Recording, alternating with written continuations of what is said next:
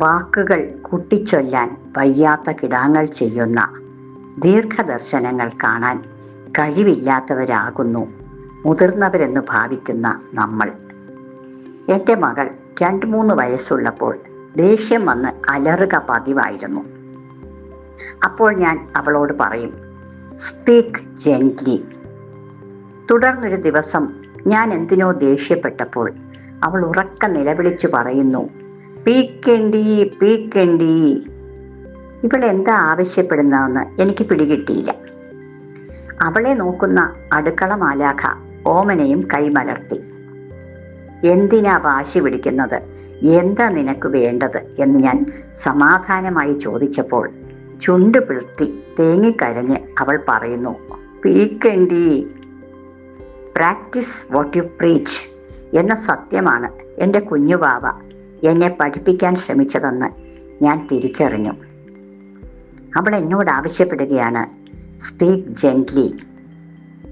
ഞാൻ അത്ര ദേഷ്യക്കാരിയല്ല, വാശി പിടിച്ച് അലറിയ ഓർമ്മയേ ഇല്ല. എന്നിട്ടും എൻ്റെ മകൾക്ക് ഞാൻ പറഞ്ഞ വാക്കുകളിൽ മൃദുലത അനുഭവപ്പെട്ടില്ല. കൊച്ചു കുഞ്ഞുങ്ങൾക്ക് പോലും സൗമ്യമായി അവരെ മാനിച്ചുകൊണ്ട് നാം സംസാരിക്കുന്നതാണിഷ്ടം. കുറച്ചു കാലം മുമ്പ് ഒരു കൊച്ചുകുട്ടിയെ അമ്മ അക്ഷരങ്ങൾ എഴുതിപ്പിക്കുന്ന ഒരു വീഡിയോ കണ്ടിരുന്നു.